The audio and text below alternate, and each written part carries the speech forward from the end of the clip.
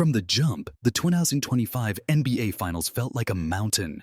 The Indiana Pacers were being asked to scale with bare hands. The Oklahoma City Thunder, loaded, lethal, and the West's 68-win juggernaut, came in as overwhelming favorites. But head coach Rick Carlisle never flinched from reality. The magnitude of the challenge with Oklahoma City is daunting. Carlisle admitted midway through the series when his Pacers held a narrow 2-1 lead. They're historically great in so many ways, and they've got the MVP. It takes everything we've got, nothing less. Now, as the finals shift to a dramatic Game 6, Carlisle's warning feels prophetic. What once was a 2-1 Pacers advantage has quickly become a 3-2 series lead for OKC, with the Thunder flipping the momentum entirely thanks to back-to-back wins. One gritty, one commanding. The Pacers, who have been fearless all postseason, now find themselves somewhere they haven't been in months, reeling. For the first time in these playoffs, Indiana has lost consecutive games. For the first time, they're behind in a series. The pressure is no longer theoretical. It's palpable. They need 2 straight wins to survive. The problem? Oklahoma City has only dropped back-to-back games twice all season. Once in the foggy days of November, and once in April, after already clinching the top seed. This isn't just a good team. This is a team for the ages. Let's not sugarcoat it. The Thunder have figured something out. At their peak, Oklahoma City boasts a net rating, .13, that challenges the great dynasties of past decades.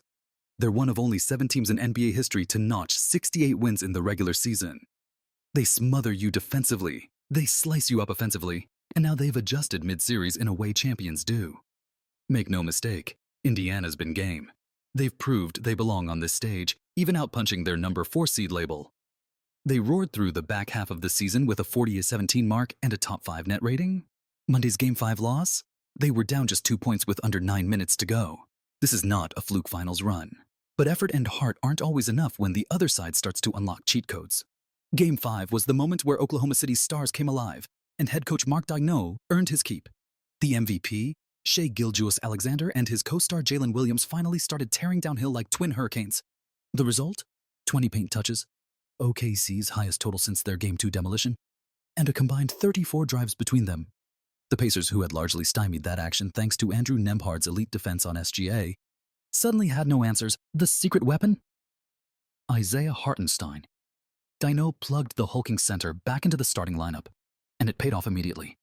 Hartenstein, called the best screen setter I've ever coached by Daigneault, gave SGA the breathing room he'd been gasping for all series. With Indiana pressing so far out to meet Gilgeous-Alexander, Hartenstein could set high screens near midcourt, letting SGA barrel downhill into a collapsing defense. The result was either a layup, a foul, or a dish to an open shooter. Rinse, repeat, dominate. Just watch the tape. Hartenstein screens at 30 feet. SGA glides through the gap, the defense crumbles, and Cason Wallace ends up with a practice-level corner 3. It's not magic, it's execution. And it's not just Hartenstein. Daigneault also turned to more 2-man action between SGA and Williams, the Thunder's deadliest combo. Whether it's Williams screening for Gilgeous-Alexander or the other way around, the result is a headache for Indiana's defense. Too much attention on either, and someone's open. And in crunch time, those actions have been devastating. In Games 4 and 5, OKC closed like a veteran playoff team. Calm, surgical, deadly. It helped that Indiana coughed up 23 turnovers in Game 5, resulting in 32 Thunder points. 1/4 of OKC's total offense came off those mistakes, most of them before the Pacers could even set up their defense. Carlisle was blunt in the postgame.